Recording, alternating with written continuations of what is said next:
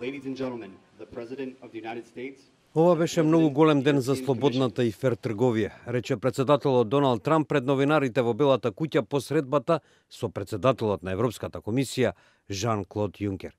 Already today the United States and the European Union have a $1 trillion bilateral trade relationship, the largest economic relationship anywhere in the world.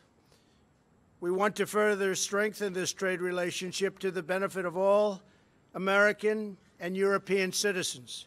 Трамп изјави дека двете страни биле согласни да се стремат кон целосно укинување на царините, ограничувањата и субвенциите, како и тоа дека ќе работат на решавање на проблемот со царините за челик и алуминиум. We will also work to reduce barriers and increase trade in services, chemicals, pharmaceuticals, medical products, as well as soybeans. Soybeans is a big deal. Тоа го потврди и Јункер, кој најави дека разговорите продолжуваат и натаму.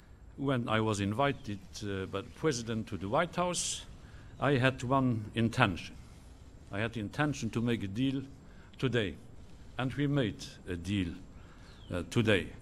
We have identified a number of areas on which to work together. Work towards zero tariffs on industrial goods. That was my main intention.